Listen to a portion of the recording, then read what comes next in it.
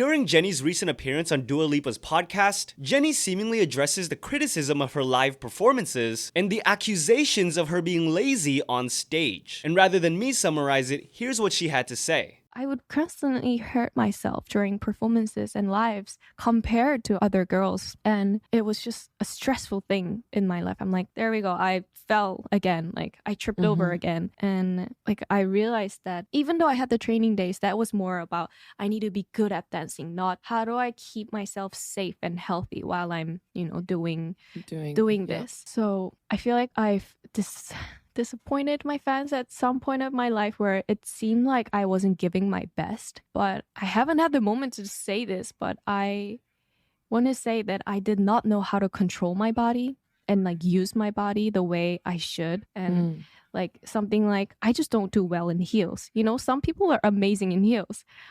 Of me being like one of the shortest girl in the group, I cannot work with heels. My feet aren't built for heels. Even though I try, and sometimes when I'm feeling perfectly fine, like when my body's on it, like it's fine. But yeah, when I'm like traveling so much and my body's all bloated and my feet are like so bloated, if I try to dance in heels, my stamina just goes really down because I know it's uncomfortable for me.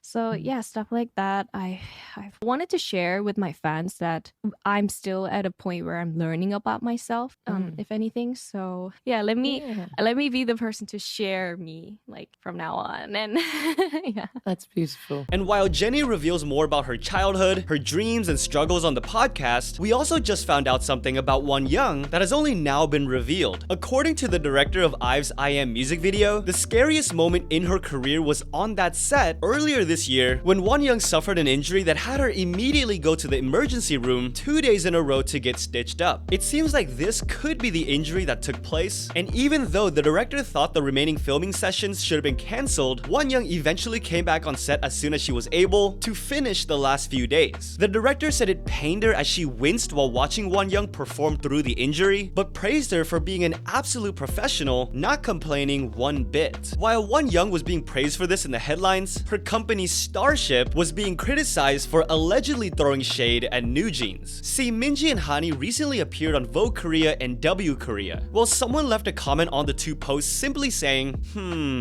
What caught people's attention was from the looks of the profile, it was speculated that not only was this an employee at Starship, it looked like it was a higher up, with people now convinced it was specifically a general manager. The criticism comes from the fact that they followed NewJeans just to leave, quote, childish and shady comments, but also the huge contrast when compared with the comment they left praising IVE's Ray, who of course is under their own company. However much truth there is to any of this, it looks like due to all the criticism and backlash, the alleged general manager at Starship has now deactivated their account. Finally, a bit of a warning for the last piece of more serious news, as it will contain some detail of a tragic passing. The WATERBOMB festival was supposed to take place in Osaka, Japan this weekend, with a crazy lineup featuring Eunbi, J Park, Daesung, 2PM's Nickhoon and Junkee, Mamamoo Plus, Stacy, and a lot more. However, it was ultimately cancelled after it was reported that a staff member was hit in the head with water from a machine blasting at about 120 kilometers per hour. They were said to have lost consciousness, were transported to the hospital immediately, but eventually passed away. I can't imagine what the family is feeling right now, but I never want to end a video like this, so for those who want to stay and need it, here are the positive things to celebrating K-pop. Congrats to Thunder and Mimi, of course former MBLAQ member for those who were fans, and Dara's younger brother, and Mimi, former GUGUDAN member, as they have just revealed their 4-year relationship to the public. Both of them refer to each other as the people they want to spend the rest of their life with. It's also good to hear that Dara loves and has an awesome relationship with Mimi, who's probably cheering on her solo activities at the moment. Super Junior have renewed with SM Entertainment for their activities as a group, including their upcoming 18th anniversary later this year, but when it comes to their individual endeavors, DONGHAE and EUNHYUK are likely to establish their own company, while KYUHYUN is confirmed to be in talks with Antenna. And we were already expecting NewJeans to be in this section of the video once they started releasing music again, now becoming the fastest K-pop girl group to debut multiple songs on the UK singles chart. They're only the second K-pop girl group overall to even do this, following BLACKPINK. Finally, here are the releases releases since the last video, including I-DLE's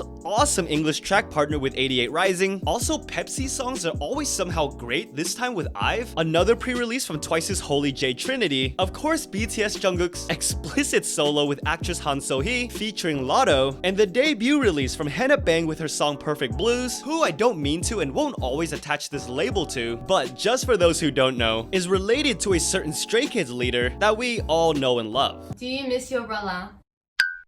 I guess so. What does it feel like having a popular brother? I think you should ask him what it feels like to have a popular sister.